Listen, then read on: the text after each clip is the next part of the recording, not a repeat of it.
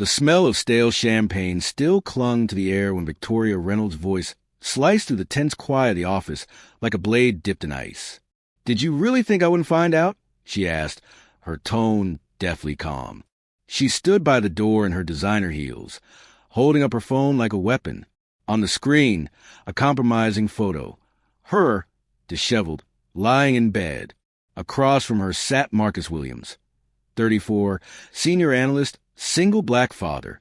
He didn't flinch, didn't blink, just sat still, calm, like a man used to storms. "A man like you in my house," she continued, her voice dripping with venom. "Taking advantage of me while I was vulnerable."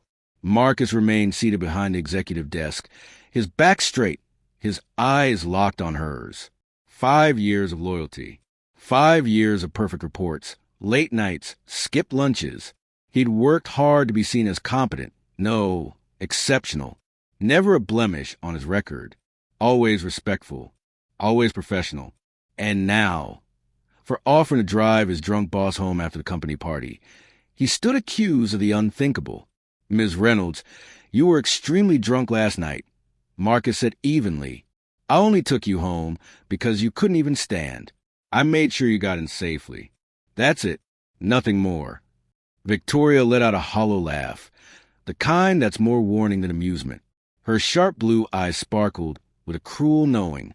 How convenient. The good employee, the helpful one, drives his drunk boss home. And then what? Her smile didn't reach her eyes. "Men like you, when you think no one's watching, you take." The insinuation hung in the room like poison gas. Marcus felt the heat rise in his chest, but he controlled it. He had to.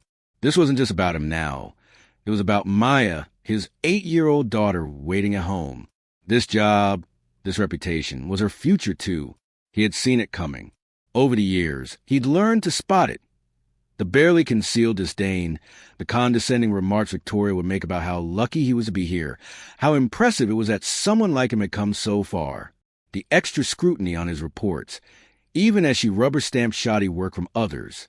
The polite smile that didn't quite hide what she really thought. "I'm sure there's a misunderstanding here," he said, tone steady, voice low, suppressing the storm swirling inside him. "There's no misunderstanding." Victoria shot back. "You embarrass me. You invaded my privacy. And now you're going to pay for it." She leaned closer, her voice soft but poisonous. "I'm considering filing this as sexual harassment. It's your word against mine, Marcus. Now tell me, who do you think they'll believe?" For a moment, silence reigned. The kind of silence that presses down like weight on your chest. Marcus studied her face, her smug confidence, her need for control. She believed she had all the power in the world. But what she didn't know was that Marcus had documented everything. Every minute of that night. From the moment he found her sobbing in the company bathroom, mascara smeared and shoes in hand, to the moment he dropped her at her doorstep, was recorded, not just to protect himself, but because life had taught him a brutal lesson. If you are a black man in America, you better have receipts for your good deeds. What if I told you I have proof that nothing inappropriate happened? Marcus asked, his tone soft, deliberate. Victoria scoffed. Proof? What kind of proof could you have? Marcus smiled, not smugly, but with the confidence of a man who had played this game before. He'd been underestimated his whole life, and that was always their mistake. What Victoria couldn't have known was that Marcus had grown up in the trenches. After his mother passed when he was 12, he'd spent years bouncing between foster homes. He learned early that survival meant documentation, anticipation, and strategy. Later, he served 4 years in the Army, where he learned patience and precision. He put himself through college, worked nights while raising Maya. And now, he was here, refined, resilient, and ready. Victoria, however, wasn't finished. By Monday morning, the entire office buzzed with whispers and sideways glances. Her campaign had begun. Insidious, indirect, and surgically precise. No bold accusations, just poisonous suggestion. Just enough to stain him forever. "Marcus," said Jennifer from Human Resources, appearing at his desk before he'd even opened his laptop. "We need to talk." Of course they did. As he walked down the corridor, Colleagues shifted uncomfortably in their chairs, their eyes sliding away as he passed. He felt like a ghost in a place where he'd once belonged. In the HR room, Victoria sat with all the pomp of a queen, flanked by 2 company attorneys, her expression gleaming with confidence. "Mr. Williams," Jennifer began, trying to appear neutral. "Ms. Reynolds has filed a formal complaint regarding your conduct the night of the company event.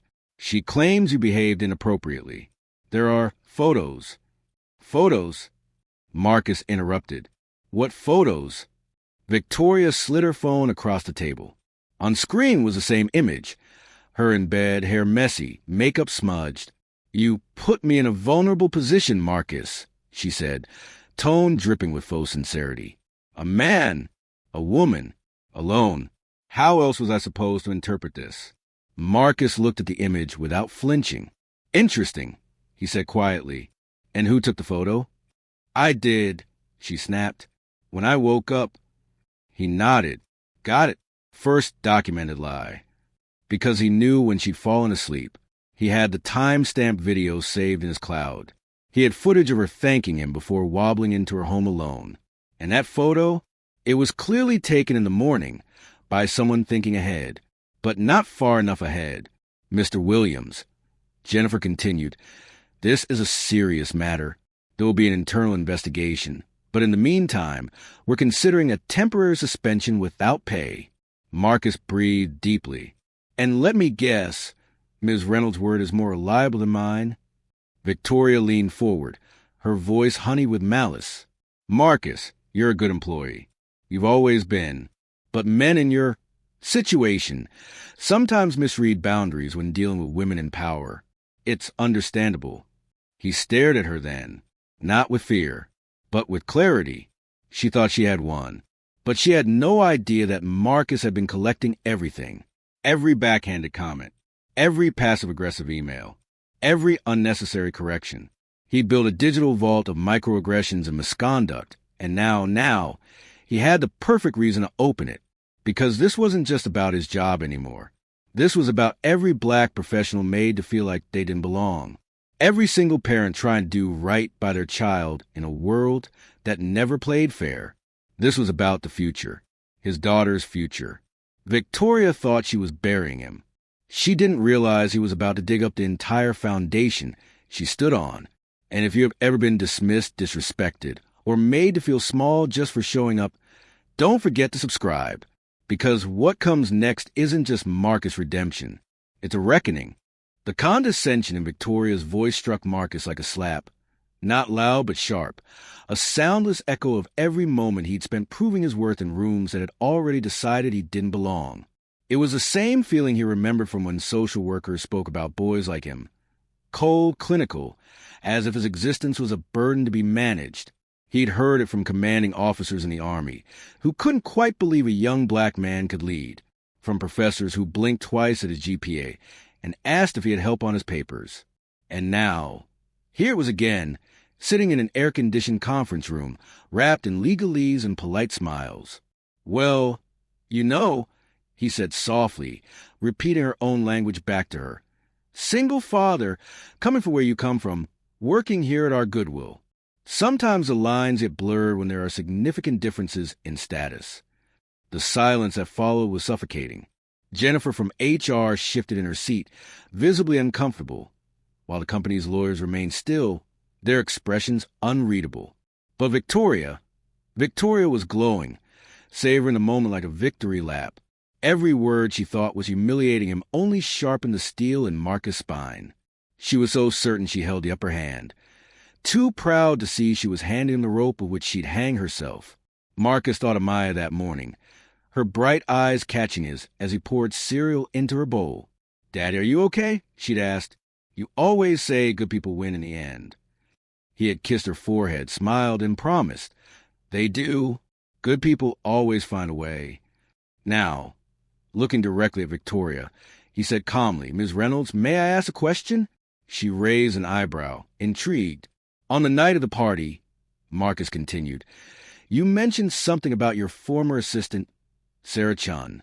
You said she had tried to play the race card when she was fired. Victoria froze just slightly, but enough for Marcus to notice. "That's not relevant to this discussion," she snapped. "Oh, but I think it is," he said, his voice steady, his eyes locked on hers. "Because Sarah came to me last week. She's suing the company for racial discrimination. Apparently, she has some very interesting recordings of conversations she had with you." For the first time since the meeting began, Victoria's confidence wavered. Her skin blanched just slightly before she regained her poise. "Sarah is a disgruntled ex-employee. No one will believe her." Marcus leaned forward, offering her the same false sympathy she'd weaponized against him. "You may be right about that, Ms. Reynolds. After all, who would believe the word of an Asian woman against a respected white executive like you?" The irony was unmistakable. Victoria's jaw tightened, the trap closing around her with clinical precision.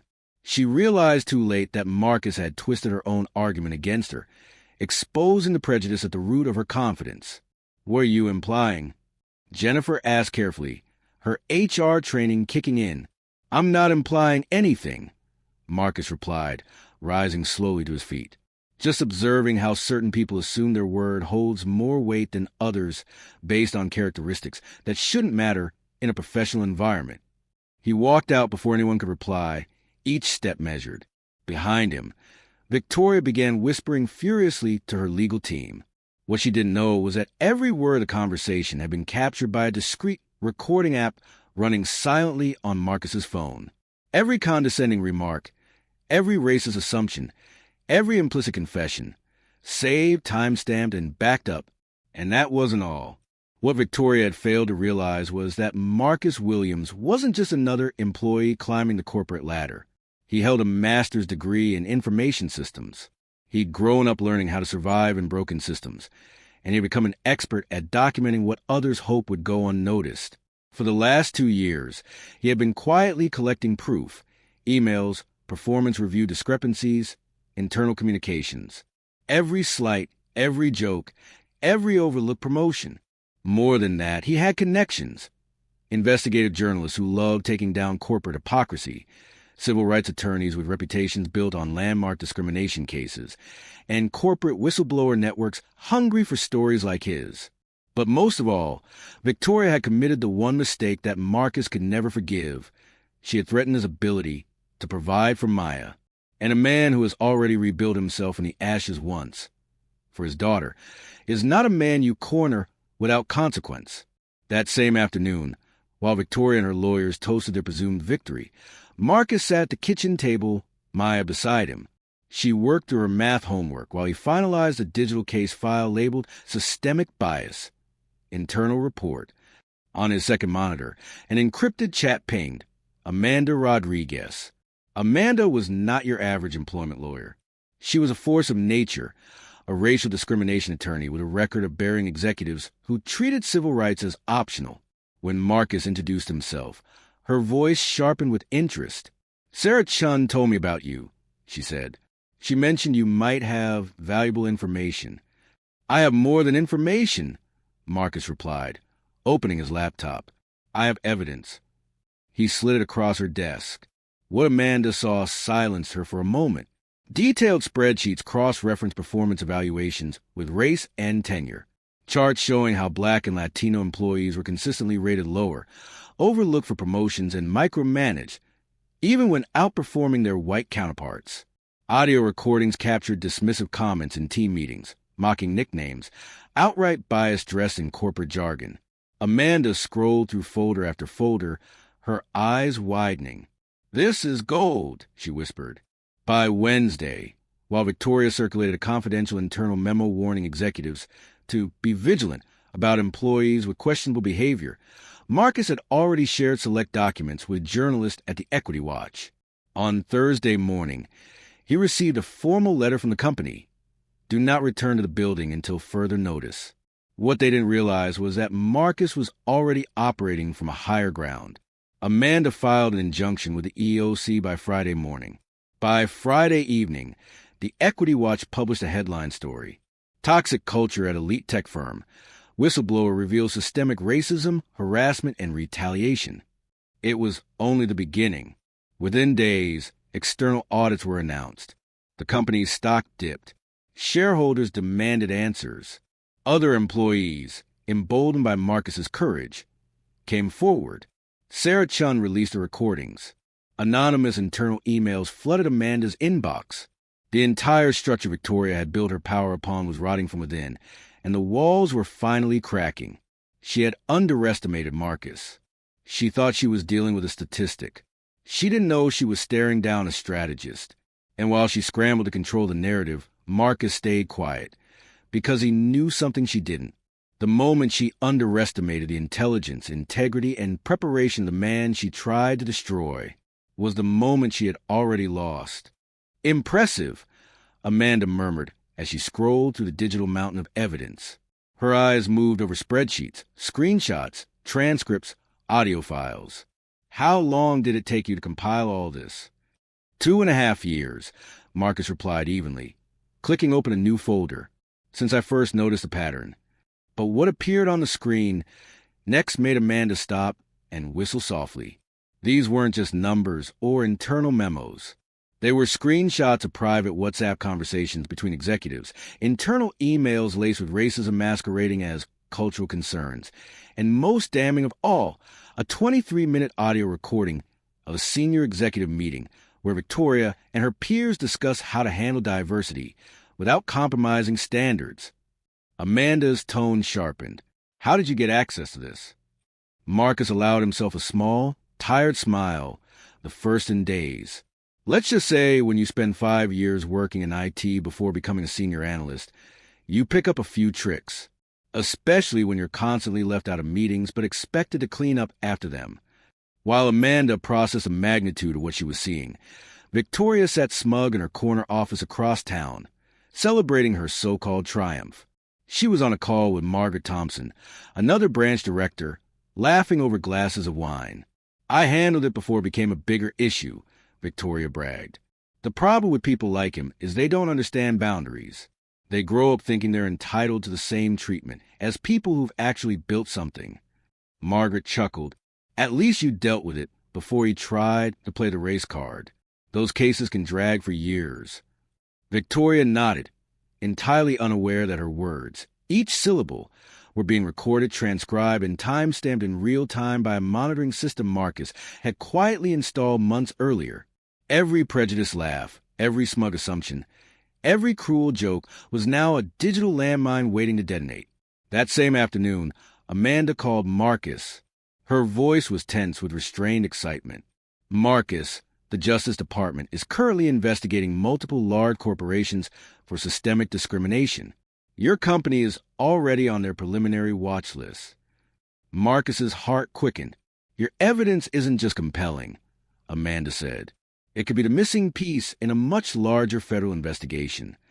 As she spoke, Marcus turned toward the kitchen, watching Maya as she bent over her homework, her pencil tapping softly against the table.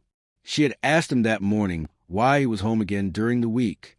He'd crouched beside her and said he was just working out a few problems at his job. She looked up with that unnerving, perceptive insight only children possess. "Will everything be okay, Daddy?" He had smiled, cupped her face, and answered, "Yes, sweetheart," because the truth always comes out in the end. That promise was now the engine behind his every breath. "Amanda," he said, voice resolute, "there's one more thing." "What is it?" "The recording from yesterday's HR meeting. Every word Victoria said to me, about men like me, about status, about how this was her plan all along, it's all on tape." Amanda was silent for a long beat. When she finally spoke, her voice was electric. "Marcus, that changes everything. This isn't just workplace discrimination. It's premeditated character assassination based on racial bias. That's federal criminal behavior." Exactly. What had begun as a smear campaign against a single black employee had now evolved into a full-blown federal case with ramifications far beyond one department or even one company. That night, as Marcus helped Maya with her history assignment on the civil rights movement, she looked up from her notebook and asked, "Dad, why do some people think they're better than others just because of the color of their skin?" The question pierced through him. He sat still for a moment, swallowing the lump rising in his throat. Then he replied, carefully and truthfully, Sometimes, Maya, people who've never had to fight for anything believe their comfort means they're special. They forget we're all equal. And what do we do when we meet people like that? She asked. He smiled. Not a smile of revenge, but of quiet strength. We show them they're wrong. With truth, with evidence, and by never stooping to their level.